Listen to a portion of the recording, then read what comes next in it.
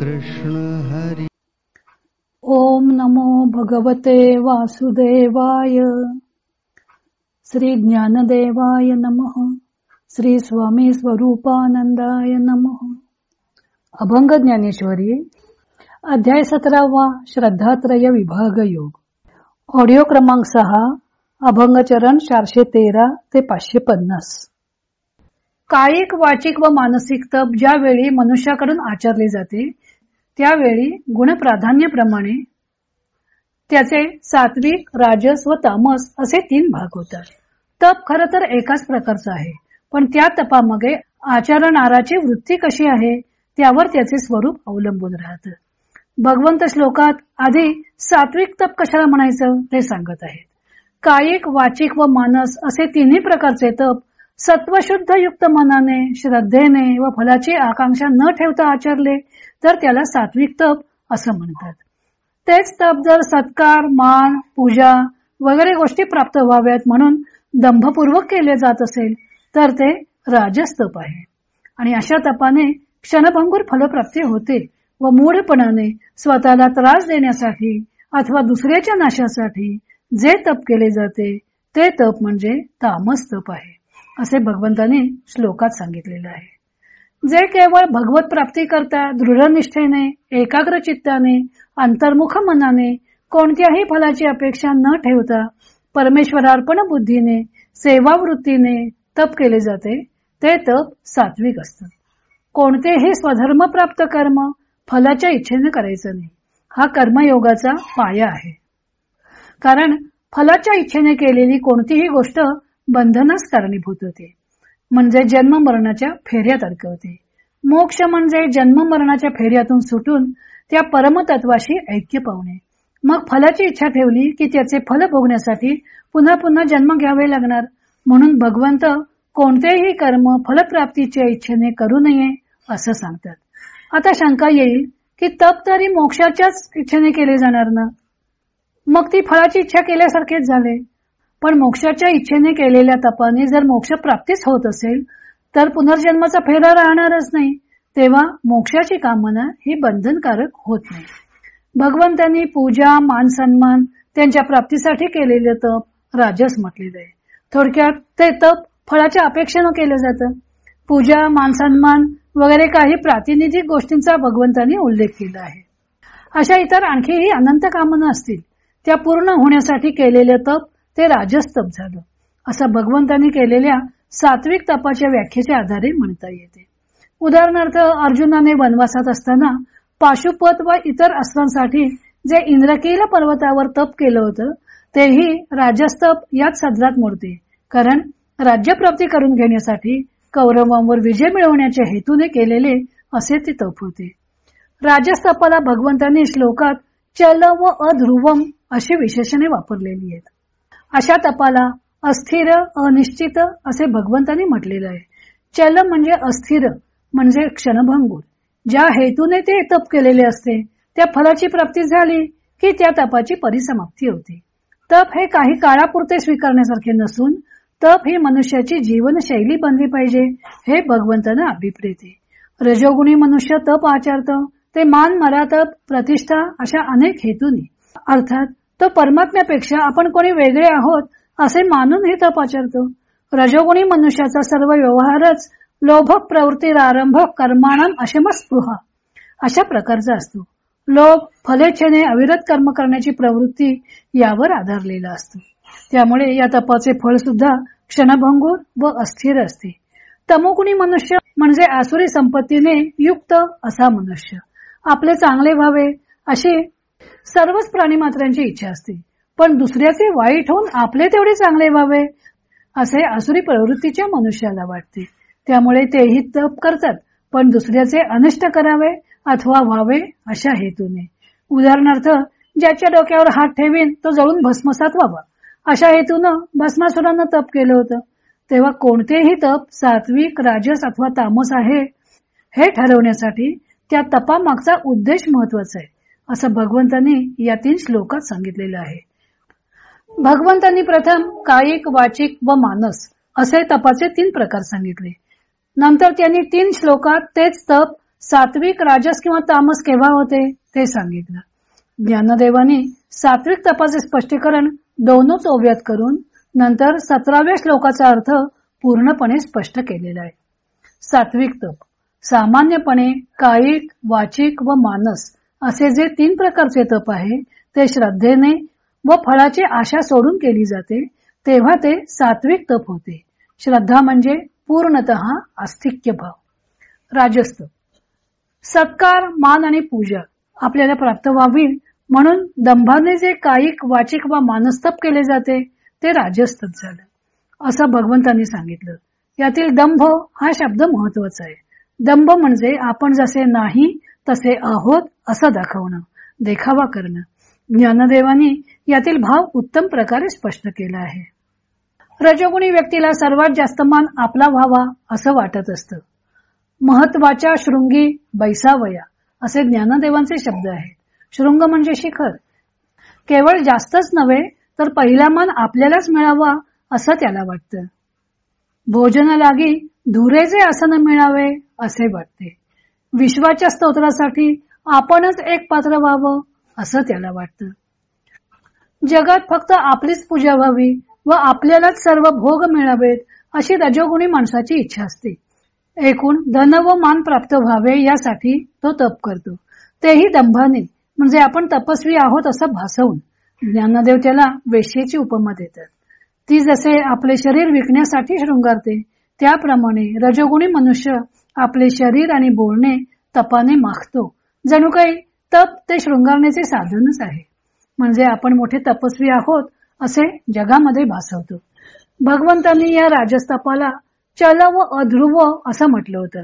त्याचा अर्थ ज्ञानदेव स्पष्ट करतात. चल म्हणजे स्थिर नसणारे. रजोगुणी मनुष्य सत्कार, मान आणि पूजा प्राप्त होण्यासाठी हट्टाने तप करतो व त्या तपाचा लोकात बडेजाव मिरवतो. असे त्याचे ते तप फळाच्या बाबतीत व्यर्थ होत आहे असे दिसून येताच तो ते मध्येच सोडूनही देतो. गाय म्हैस सांभाळली जाते ती दुधासाठी, पण जर पहुर्णी किड्यामुळे तिच्या ओटीला रोग झाला असेल तर त्या व्यायल्या तरी दूध देत नाहीत, म्हणजे त्यांना सांभाळणे व्यर्थच होते. किंवा कष्ट करून शेत पिकवले व त्यात जनावरे घुसून त्यांनी त्या शेताची नासधूस केली की पीक हाताशी येत नाही. त्यामुळे इतके दिवस घेतलेले कष्ट सुद्धा वाया जातात. त्याप्रमाणे रजोगुणी मनुष्याने तप केले तरी फलाच्या इच्छेने हट्टाने केलेले ते तप व्यर्थ ठरते आणि फळ मिळत नाही म्हटलं की तो ते तप मध्येच सोडूनही देतो. तैसे राजस तप जे होये ते फळी कीर वांझ जाये परी आचरणी ही नोहे निर्वाह ते गा. रजोगुणी मनुष्याचे तप अध्रुव म्हणजे क्षणभंगूर, अर्थात फलाच्या दृष्टीने क्षणभंगूर असते व त्याचे तो आचरणही शेवटपर्यंत करत नाही. त्याला ज्ञानदेवानी अकाली गर्जना करणाऱ्या मेघाची उपमा दिलेली आहे. अकाली आलेला मेघ ब्रह्मांड भेदून जाईल इतकी मोठी गर्जना करतो व क्षणभरातच निघून जातो. खूप गडगडाट झाला की पुष्कळ पाऊस पडेल ही आशा व्यर्थच ठरते. तसा रजोगुणी मनुष्याच्या तपाचा गाजावाजाच जास्त असतो. तमोगुणाच्या आहारी जाऊन जे तप केले जाते ते तामस तप. त्यामुळे इहलोकी कीर्ती मिळत नाही आणि परलोकही प्राप्त होत नाही. तमोगुणी मनुष्य तप करतो ते शरीराशी शत्रुत्व घेऊनच करतो. मूर्खपणाचा वारा असं ज्ञानदेव म्हणतात. हा मूर्खपणाचा वारा एकदा का मनात शिरला की सारासार विचार उद्ध्वस्त करून टाकतो. मग असा मनुष्य तपाच्या नावाखाली काय काय करतो त्याची यादी ज्ञानदेव देतात. त्यातील काही गोष्टी आजही प्रचारात असलेल्या दिसून येतात. पंचाग्नी साधन केले जाते. 4 बाजूला 4 अग्नी पेटवायचे व मध्ये आपण कडक सूर्याच्या प्रकाशात बसून साधना करायची. मस्तकावर गुग्गुळ जळणे, पाठीला गळ टोचून घेणे, निखार्याने अंग जाळून घेणे, झाडाला उलटे टांगून घेऊन धुरी घेणे, बर्फासारख्या थंड पाण्यात उभे राहणे, श्वासोच्छ्वास रोधून धरणे, अन्नत्याग करणे, भर उन्हात खडकावर बसणे, आपल्याच मांसाचे लचके आपल्याच हाताने तोडणे, अशा विविध साधना तप म्हणून केल्या जातात. त्याला तामस तप म्हणतात. असे तप हे नाशावया पुढील ते दुसऱ्याच्या नाशासाठी केलं जातं. अशा अघोरी साधना करून मनुष्य आपलाही नाश ओढवून घेतो व दुसऱ्याचाही नाश करतो. समर्थाने सुद्धा तमोगुणी मनुष्याचं वर्णन करताना अशा तमोगुणी साधनाचा उल्लेख केलेला आहे. एकूण दुसऱ्याला त्रास देण्याच्या हेतूने जे तप केले जाते ते तामस तप आहे. पुढे भगवंत दानाचे त्रिविध प्रकार सांगतात. सात्विक दान कोणते ते सांगताना भगवंत श्लोकात सांगतात की दान करणे योग्य आहे असा विचार करून दान दिलं पाहिजे. ते दान योग्य व्यक्तीस पुण्यभूमीवर पुण्यकाळी दिलेले असावे आणि त्या उपकाराची फेड करण्यास असमर्थ असलेल्या व्यक्तीस ते दान दिलेले असलं पाहिजे, तर त्याला सात्विक दान म्हणता येतं. सात्विक दान देण्यासाठी मुळात व्यक्तीमध्ये सत्वगुणाचा उत्कर्ष झालेला असावा लागतो, तरच त्याच्या हातून सात्विक दान घडेल. ज्ञानदेवांनी या श्लोकाचे स्पष्टीकरण करताना त्यातील प्रत्येक पदाचे स्पष्टीकरण केलेच आहे, परंतु धनाच्या शुद्धतेची आवश्यकताही सांगितली आहे. धन स्वधर्माने मिळवावे व जे आपल्याला मिळालेले धन असेल ते दुसऱ्याला देताना सन्मानपूर्वक द्यावे. अर्थातच दुसऱ्याची अवहेलना करून त्याला क्षुद्र लेखून त्याच्या अंगावर ते धन फेकू नये. दानामध्ये दान देणारा आणि दान घेणारा अशा दोन व्यक्ती असतात. त्यातला दाता दान देणारा असेल तर ते दान घेणाराही तितकाच योग्यतेचा हवा, नाहीतर ते दान व्यर्थ जातं, त्याचा चांगला विनियोग होत नाही. भगवंतांनी पात्र हा शब्द वापरलेला आहे व त्याचबरोबर देश काल यांचीही अट घातलेली आहे. दानासाठी पात्र व्यक्तीबरोबर योग्य काल आणि योग्य प्रदेश सुद्धा आवश्यक आहे.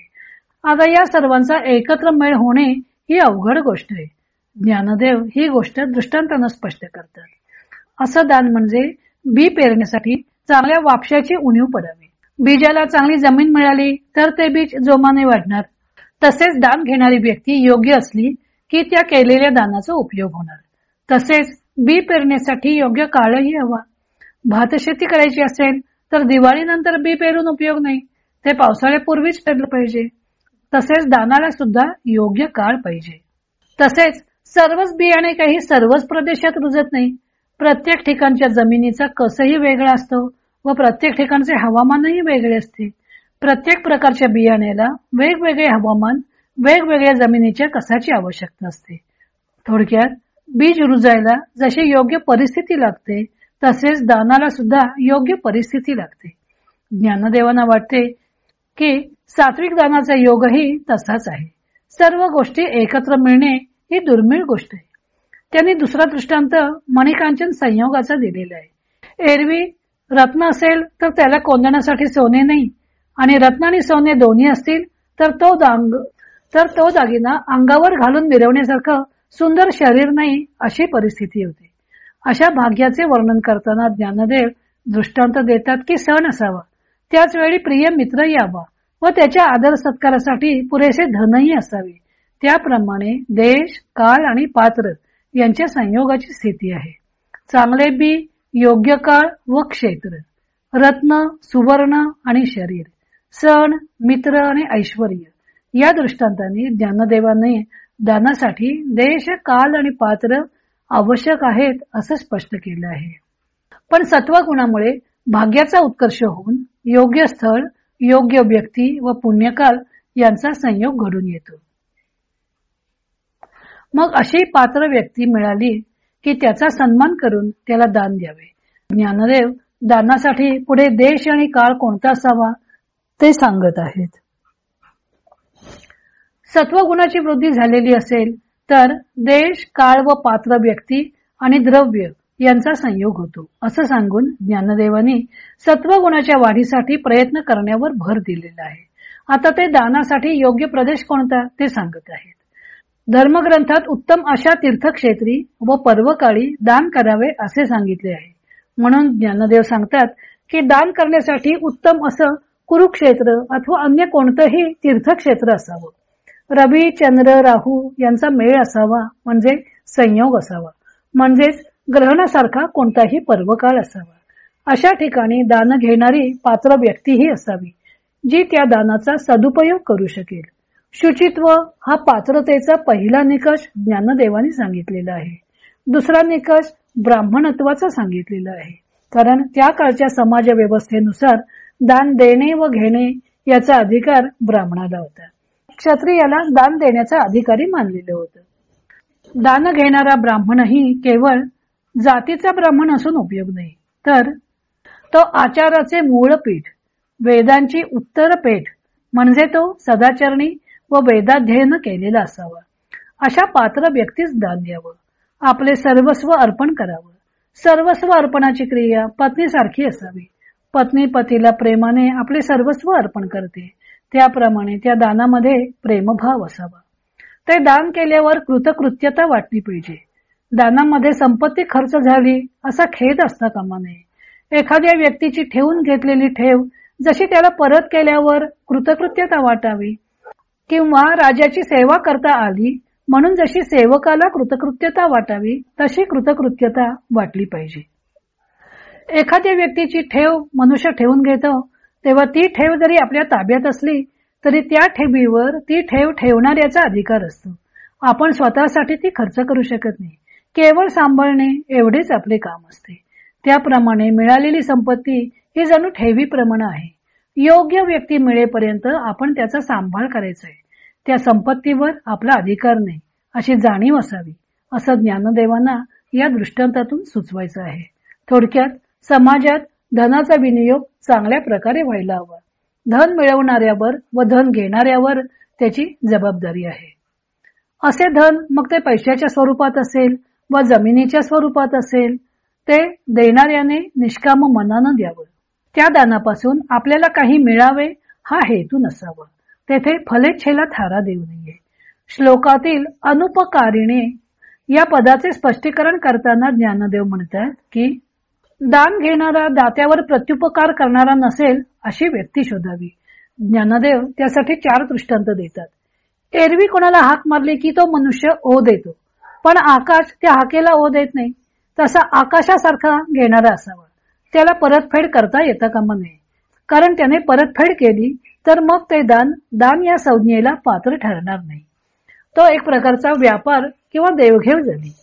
आरशाचे काम प्रतिबिंब दाखवणे. मनुष्य मुखासमोर आरसा धरतो ते आपले रूपडे पाहण्याकरता. इथे सुद्धा असा हा देवघेवीचा व्यवहार आला. पण तोच आरसा जर उलट्या बाजूने पाहिला तर तो प्रतिबिंब दाखवत नाही. ती क्षमता त्याच्याकडे नाही. तशीच परतफेडीची क्षमता घेणाऱ्याकडे असू नये. चेंडू जमिनीवर फेकला की तो उसळी घेऊन पुन्हा आपल्या हाती येतो, किंवा तो पुन्हा आपल्या हाती यावा म्हणूनच आपण तो जमिनीवर टाकतो. पण तोच चेंडू पाण्यावर आपटला तर उसळी घेऊन आपल्या हाती येऊ शकत नाही. जेव्हा पाण्यात चेंडू टाकतो तेव्हा आपल्या मनाची पूर्ण तयारी झालेली असते की तो चेंडू आपल्या हाती येणार नाही. तसा निष्काम भाव दात्याच्या मनात असला पाहिजे. एरवी बैल सांभाळायचा तो शेती कामाला अथवा गाडीला जुंपायला उपयोगी व्हावा म्हणून. पण पोळ म्हणून सोडलेला बैल फक्त चारा खाणार. त्याला नांगराला जुंपता येत नाही किंवा त्याच्याकडून कोणती सेवा करून घेता येणार नाही. तेव्हा त्याला चारा देताना देणारा निष्काम मनाने देतो. तसा निष्काम भाव असावा. यातील पहिल्या 2 आकाशाची व आरशाची प्रतिमा उपकार करण्यास असमर्थ असणाऱ्या व्यक्तीसाठी आहे, तर चेंडू व पोळ या 2 प्रतिमा उपकार करण्यास असमर्थ व दात्याची निष्कामता दोन्ही व्यक्त करण्यासाठी आहेत. आणखी एक कृतज्ञ मनुष्याची प्रतिमा वेगळ्या धाटणीची. कृतज्ञ मनुष्याला कितीही डोक्यावर घेतले तरी तो कृतज्ञच आहे. तो कधी केलेले उपकार जाणणार नाही. त्यामुळे त्याच्याकडून प्रत्युपकाराची अपेक्षाच ठेवता येणार नाही. ही प्रतिमा फक्त अनुपकारिणे या पदाच्या स्पष्टीकरणार्थ आलेली आहे. याचा अर्थ कृतज्ञ व्यक्तीला दान द्यावे असा नाही. दानाकरता पात्र व्यक्ती हवी असे भगवंतांनी आधीच सांगितलेलं आहे. अशा व्यक्तीस दान देऊन आपण दान दिले आहे याची जाणीवही दात्याने आपल्या मनात ठेवू नये. असेच दान सात्विक दान या संज्ञेस पात्र ठरते. पुढे ज्ञानदेव राजस दान कसे असते, सात्विक दान कोणते ते सांगितल्यावर भगवंत राजसदान कशाला म्हणतात ते सांगत आहेत. भगवंत सांगतात की परतफेडीच्या हेतूने अथवा फळाची आशा धरून जे दान दिलं जातं ते राजसदान. शिवाय ते दान देताना मनाची तडफड होते, म्हणजे मनापासून दिलं जात नाही, नाईलाजानं दिलं जातं. भगवंतांनी परिक्लिष्ट असा श्लोकात शब्द वापरलेला आहे. क्लेश होऊन दिलेले दान हा दात्याच्या दृष्टीने अर्थ झाला, तर याचकाला क्लेश देऊन त्याला हांजी करायला लावून मग दिले जाणारे दान असाही अर्थ करता येईल. भगवंतांच्या वचनानुसार ज्ञानदेवाने देश काल पात्र व स्वधर्माने मिळवलेले द्रव्य अशा 4 गोष्टी सात्विक दानाच्या बाबतीत आवश्यक असं म्हटलं होतं. रजोगुणी मनुष्य सुद्धा देश, काल व पात्रता बघूनच दान करतो व त्यानेही स्वधर्मानेच धन मिळवलेले असते. परंतु दान देण्याच्या बाबतीत वृत्तीत बदल असतो. सात्विक दान कोणत्याही फळाची अपेक्षा न ठेवता केले जाते, परंतु राजस दान फलाच्या अपेक्षेने केले जाते. ज्ञानदेव दृष्टांत देतात की गायीला चारा घालावा, पण त्याबरोबर दुधाची अपेक्षा ठेवावी. पैवात धान्य साठवून ठेवण्याच्या उद्देशाने शेतात बी पेरावे. तशी त्याची दान घेणाऱ्याकडून काही ना काही अपेक्षा असते. सोयऱ्या धैर्यानं लग्नासाठी मोठ्या उत्साहाने बोलावेल, पण त्याची नजर मात्र त्याने आणलेल्या अहेरावर असेल. वाण देईल, पण ते परत आपल्याकडे येईल या हेतूने तो व्रतस्थालाच वाण देईल. कारण एखादे व्रत किंवा वसा घेतलेला असेल तर त्या व्रतस्थ काळात व्रत करणारा कोणाकडूनही दान घेत नाही. कोणी धन मागायला आला तर त्याच्याकडून आधी व्याज घ्यायचे आणि मग त्याला धन द्यायचं. रोगी असेल तर त्याच्याकडून आधी धन घ्यायचे व नंतर त्यावर उपचार करायचा. अशा प्रकारे तो याचकांना दान देतो, पण निष्काम मनाने दान देत नाही. हे त्याचे दान म्हणजे त्याच्या चरितार्थाचे साधन असते. ज्ञानदेव रजोगुणी व्यक्तीच्या स्वार्थी वृत्तीचे आणखी वर्णन करताना म्हणतात की वाटेने जात असताना एखादा ब्राह्मण भेटला तर त्यावेळी त्याच्याकडून काही काम करून घेता येणार नाही, कारण तो ऐन वेळी भेटलेला आहे. अशा वेळी रजोगुणी मनुष्य त्याला अल्पदान देईल, पण त्या एका कवडीच्या बदल्यात संपूर्ण गोत्राच्या पापांच्या प्रायश्चित्ताचे पाणी त्याच्या हातावर सोडेल. म्हणजे त्या कवडीच्या बदल्यात त्याने आपली पापे धुवून काढावीत अशी इच्छा धरेल. एवढेच नव्हे तर मृत्यूनंतरही अनेक पारलौकिक फळे प्राप्त व्हावीत अशी त्याची इच्छा असते. आपण 1 कवडी दान दिलं आहे म्हणजे फार मोठे दान केले आहे असे तो समजतो आणि त्या कवडीमध्ये घेणाऱ्याची एक वेळची भूक सुद्धा भागणार नाही. पण त्याला वाटत असतं की आपल्या नावावर पुष्कळ पुण्य जमा झालं असलं पाहिजे आणि एवढे थोडेसे दान दिल्यानंतर तर त्याला आपले सर्वस्व हरपल्यासारखे दुःखही होते. चोरानेच लुबाडल्याप्रमाणे तो विषाद करतो. ज्ञानदेवाने केलेल्या वर्णनातून आपण आपलीच परीक्षा करू शकतो. एकूण राजसदान हे फळाची आशा ठेवून दान घेणाऱ्याकडून मोबदल्याची अपेक्षा ठेवून दिलेलं असतं. आता पुढे भगवंत तामसदान कसं असतं? सात्विक व राजसदानाचे वर्णन केल्यावर भगवंत तामसदान कशाला म्हणायचं ते स्पष्ट करून सांगतात. तामसदान हे सात्विक दानाच्या बरोबर विरुद्ध अशा अयोग्य ठिकाणी, अयोग्य काली व अपात्र मनुष्यांना दिलं जातं. ते सुद्धा सत्कार न करता अवहेलना पूर्वक दिलं जातं. एकूण तामसदानाची सर्व गोष्टच विपरीत असते. तामसी लोक जे दान करतात ते कोणत्या प्रदेशात देतात ते सांगताना ज्ञानदेव म्हणतात की त्यांनी निवडलेला प्रदेश म्हणजे म्लेंछ लोकांची वस्ती असते. मगध देशात म्लेंछांचे ठाणे होते, म्हणून तो प्रदेश धर्मकार्यास अपवित्र मानत असत. दांगाणे म्हणजे अरण्यमय ओसाड प्रदेश. कैकाड्यांची ठाणी. कैकाडी ही एक भटकी जमात आहे. भटक्या लोकांचे पाले, शहराचा चव्हाठा अशी तामस दानकर्त्याची ठिकाणं असतात. तमोगुणी लोकांनी दानासाठी कोणती वेळ निवडलेली असते ते सांगताना ज्ञानदेव म्हणतात की ती वेळ कोणती असते तर संध्याकाळ किंवा रात्रीची वेळ ते निवडतात. दानात धन घ्यायचे आहे ते स्वधर्माने मिळवलेले धन दान करायचे आहे. पण तमोगुणी लोकच मुळात आसुरी वृत्तीचे असल्यामुळे ते न्यायमार्गाने धन मिळवतच नाहीत. त्यामुळे ते दानासाठी धनाचा वापर करतात, तो चोरी करून व अपकार करून मिळवलेल्या धनाचा. बरं, ते दान देतात तरी कोणाला? तर भाट, गारुडी, वेश्या, जुगारी अशा लोकांना. यांच्या रूपाने मूर्तिमंत भूलच वावरत असते. पुढे त्या कुळातील तामसी, विलासी अशा पुरुषांची जीवनशैली ज्ञानदेवाने शब्दचित्रातून रेखाटली आहे. रूपाचे मोहक आविष्कार, नृत्याचे मादक अंगन्यास यांनी त्यांची दृष्टी भरली जाते. त्यांचा अहंकार सुखावेल अशी त्यांनी गायलेली स्तुती स्तोत्रे तामसी दात्याला आवडतात. त्या स्तोत्रांनीच त्याचे कान भरून जातात. त्यात भर पडते ती पुष्पमाला, गजरे, अत्तरे यांची. हा सुगंध त्याच्या मनाला वेडे करतो. मग तामसी मनुष्य म्हणजे भ्रमाचा वेताळच बनतो. मग लुटून आणलेली संपत्ती तो वेश्या, जुगार, भाट यांना देतो. असे जे दान घडते ते तामस दान आहे. त्यांनी निवडलेला प्रदेश आणि काल अयोग्य असतो व ज्यांना दान द्यायचे त्या व्यक्ती सुद्धा पात्र नसतात. अशा प्रकारे तमोगुणी मनुष्य अयोग्य स्थळी, अवेळी आणि अपात्री दान कसे करतो ते ज्ञानदेवांनी स्पष्ट केले आहे. कदाचित कोणी सत्पात्री मनुष्य या दात्याकडे आलाच तर त्याचे वागणे कसे असते ते सांगत आहेत. दानासाठी देश, काळ व पात्रता याची भगवंतांनी आवश्यकता सांगितली होती. ज्ञानदेवांनी सांगितले की तामसदान या गोष्टीचा विचार करत नाहीच, उलट विपरीत देश, विपरीत काळ व अपात्र मनुष्य अशी गोष्ट तामसदानात असते.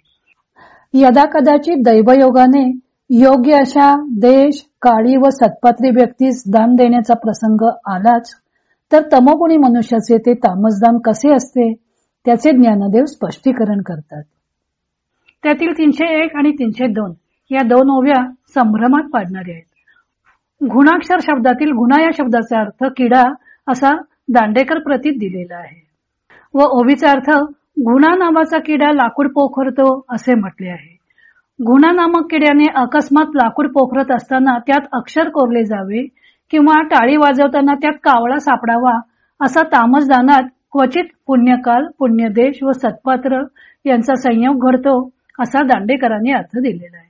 या अर्थाच्या बाबतीत शिरीषदादा कवडे यांनी आपल्या ज्ञानदेवांची शब्दकळा या पुस्तकात चर्चा केलेली आहे.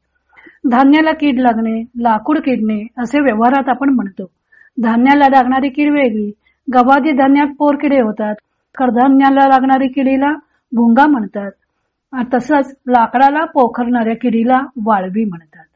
संस्कृतमध्ये अंधगज न्याय, अंधपंगू न्याय, तिलतंडुल न्याय, कूप मंडूक न्याय असे विविध वाक्प्रचार न्याय या शब्दांतर्गत वापरले जातात.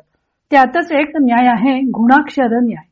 वाळवी लाकूड पोखरत असताना कदाचित तेथे एखादी अक्षराची आकृती उमटलेली दिसावी तशा प्रकारची गोष्ट. आकाशात जसे ढग गोळा होताना तेथे नगराचा, पर्वताचा आकार दिसावा तसेच वाळवीने पोखरलेल्या लाकडात योगायोगानं अक्षराची आकृती दिसावी तसा पुण्यकाल, देश व सत्पात्र यांचा योग तामसदानात योगायोगानेच होतो. तामसी मनुष्य तो ते दान कसे देतो ते पुढे ज्ञानदेव सांगणार आहेत. यातील विपाय या शब्दाचा अर्थ अकस्मात, क्वचित असा घेण्यापेक्षा योगायोगानं घेणे अधिक संयुक्तिक दिसते. दोन्ही हातांनी टाळे वाजवली असताना त्यात कावळा सापडणे हा अर्थही घोटाळ्याचा दिसून येतो. टाळीचा अर्थ टाळी असा टीकाकारांनी घेतलेला दिसतो. झाडाच्या कोवळ्या फांदीला डहाळी किंवा टहाळी किंवा टाळा असे म्हणतात. आंब्याच्या पानांचा टाळा असा शब्दप्रयोग व्यवहारात रूढ आहे. मंगल प्रसंगी घराला आंब्याच्या पानांचं तोरण किंवा लग्न कार्यात घाणा भरण्याच्या वेळी मुसळाला आंब्याचे पानाचे टाळे बांधतात. योगायोगाने कावळा जर कोवळ्या फांदीवर बसला तर ती तुटून जाईल. याला काकतालीय न्याय असं म्हणतात. अनपेक्षितपणे एखादी गोष्ट घडणे हे सांगण्यासाठी हा शब्दप्रयोग केला जातो. कावळा बसायला व फांदी तुटायला एकच गाठ पडली असा याचा अर्थ आहे. एकूण गुणाक्षर न्याय व काकतालीय न्याय अशा दोन न्यायांची उदाहरणे ज्ञानदेवांनी या ओवीत प्रस्तुत केली आहेत. स्वामी स्वरूपानंद सुद्धा आपल्या अभंग ज्ञानेश्वरीत म्हणतात की जैसी पडे गाठ बैसावया काक आणि काष्ठ शुष्क मोडावया तैसा तामसासी गुणाक्षर न्याये पावन क्षेत्रीये पुण्यकाळ. एकूण योगायोगाने वाळवीने लाकडात अक्षर कोरलेले दिसावे किंवा कावळा बसायला व फांदी तुटायला एकच गाठ पडावी त्याप्रमाणे तामस दात्याला योगायोगाने दान देण्यासाठी पुण्यकाळ, पावन क्षेत्र व सत्पात्र यांचा योग जुळून येतो. अशा दैवयोगाने जुळून आलेल्या योगावर दान करण्याचा प्रसंग आला तर दान करता तोही दर्पा चढायला भांबावे जरी या चरणाचा अर्थ गर्वाने फुगून जातो असा बाबाजी पंडितांनी दिला आहे व अभिमानाच्या अतिरेकाने तो भांबवलेला आहे असे दांडेकरांनी म्हटलेले आहे. स्वामी स्वरूपानंद म्हणतात की मग वैभवाच्या दर्पे भांबावून द्याया तया दान सिद्ध होय. वैभवाच्या दर्पाने तो दान द्यायला सिद्ध होईल हे म्हणणे ठीक आहे, पण त्यामुळे तो भांबावून जाईल असा अर्थ करण्यापेक्षा शिरीषदाता कवडे ही ओवी दानकर्त्याकडे न लावता याचकाकडे लावतात व त्या तामसी दात्याला आपल्या धनाचा गर्व असलेला पाहून याचक गोंधळून जातो असा अर्थ करतात. पुढे ज्ञानदेव अशा पर्वकाली पुण्यक्षेत्री सत्पात्री दान करण्याचा योगायोगाने प्रसंग आला तर तामसी दाता कसा वागतो त्याचे वर्णन करताना म्हणतात की तामसी दात्याकडे ना श्रद्धा असते ना नम्रपणा. त्या याचकाला आपणही अर्घ्यपाद्यादिक देत नाही किंवा इतरांकडूनही देववीत नाही. एखाद्याचा मान सन्मान किंवा सत्कार करण्याची भारतीय पद्धत कशी होती ते यावरून कळून येते. सत्कारास योग्य अशा व्यक्तीला आदरानं बोलवावं, त्याचे पाय धुवावेत, त्याला बसण्यास योग्य आसन द्यावे, गंधाक्षता अर्पण करून पूजा करावी. याचक जरी असला तरी दान देताना असा मान त्याला देणे अपेक्षित आहे. याचकाला मान सन्मान द्यावा हे मात्र तामस दात्याच्या गावीही नसतं. तेव्हा तो त्याला गंधाक्षता अर्पण करील हा संभव नाहीच. तो सत्पात्र याचकाची बोळवण कशी करतो ते ज्ञानदेव दृष्टांताने सांगताना म्हणतात की सावकार कर्ज वसुली करता दारात येऊन ठेपला तर कर्जदार त्याच्या हातावर थोडेफार टिकवतो व त्याला वाटेला लावतो. त्याप्रमाणे तामसी करता सत्पात्र याचकाच्या हातावर काहीतरी टिकवतो व वाटेला लावतो. याचकाला अरे तुरे असे एकेरी संबोधणे, जेवढं दिले तेवढीच त्याची योग्यता आहे असे म्हणून त्याचा उपमर्द करणे असा त्याचा स्वभाव असतो. अशा प्रकारच्या उपमर्द करून दिलेल्या दानाला तामसदान असं म्हणतात. पुढे ज्ञानदेव राजस व तामस दानाचे वर्णन करण्याचे काय प्रयोजन आहे? 22व्या श्लोकापर्यंत श्रद्धा, आहार, यज्ञ, दान व तप हे सात्विक, राजस व तामस अशा 3 प्रकारचे कसे असतात त्याचे वर्णन भगवंतांनी केले. पुढे भगवंत यज्ञ, दान, तपादी क्रिया करताना त्यात ओम तत्सत याचा विनियोग का करावा ते सांगणार आहे. त्याची ज्ञानदेवानी आधी संगती लावून दाखवलेली आहे. तत्पूर्वी अर्जुनाच्या मनातील संभाव्य शंकेचे निरसन केलेले आहे. हे श्रद्धा वगैरेंचे त्रिगुणात्मक वर्णन ऐकल्यावर अर्जुनाला कदाचित शंका येईल की एकटे सात्विक कर्म भवबंध मोचक असताना भगवंतांनी राजस व तामस क्रियांचे का वर्णन केलं असावं. ज्ञानदेवांचे भगवंत अर्जुनाची संभाव्य शंका मनोमन जाणतात व त्याने ती शंका विचारली नसतानाही त्या शंकेचे निरसन करतात. अर्जुनाला भगवंत राजतनय म्हणजे राजपुत्र असं म्हणून आपल्या त्रिगुणात्मक वर्णनाचे स्पष्टीकरण करतात. भगवंत सांगतात की सात्विक कर्म भवबंधनातून सोडवणारं खरं, पण त्याचे स्वरूप स्पष्ट होण्याकरता रज व तम ही दोषयुक्त कर्मे कशी असतात तेही कळलं पाहिजे. ज्ञानदेव दृष्टांत देतात की द्रव्य पुरून ठेवलेलं आहे, ते हस्तगत करण्यासाठी त्यावर बसलेल्या पिशाच्याला दूर करावं लागतं किंवा धूर सहन केल्याशिवाय दिवा पेटवता येत नाही. तसे सत्व स्पष्ट करण्याकरता त्यावरील रज व तमाचा पडदा दूर केला पाहिजे, कारण सत्व रज व तमाच्या पडद्यांनी झाकलेला आहे. तेव्हा तो पडदा दूर करावाच लागेल की नाही. आता राजस व तामस, यज्ञ, तप वगैरे जी काही कर्मे सांगितली ती काही त्या गुणांनी युक्त होऊन ती कर्मे करावी म्हणून सांगितलेली नाहीत. तेव्हा राजस व तामस या कृतींचा त्यागच करायचा आहे. त्याग कशाचा करायचा ते स्पष्ट कळले पाहिजे. रज व तमाचे स्वरूप कळले की आत्मपरीक्षणाने आपण करत असलेली कृती कोणत्या गटात येते ते कळून येईल व त्याप्रमाणे बदल करण्यास वृत्ती तयार होईल, म्हणून हे वर्णन केलेले आहे. म्हणून ज्ञानदेव इशारा देतात की तू सांडून सत्वे काज साधी आपुले, रजोगुण व तमोगुण नाहीसे करून तू सत्वगुणाच्या योगाने आपले मोक्षरूपी कार्य साधून घे. सत्वगुणाने युक्त होऊनच यज्ञादी क्रिया कर. सत्वगुणाने केलेले कोणते कर्म फलदायी होणार नाही बरं. सत्वगुण हा सूर्याप्रमाणे आहे. सूर्य जसा मार्ग प्रकाशित करतो तसा सत्वगुण मोक्ष मार्ग प्रकाशित करतो. पुढे ज्ञानदेव ओम तत्सत मंत्राची प्रस्तावना करत आहेत. तो भाग आपण पुढच्या ऑडिओमध्ये पाहू.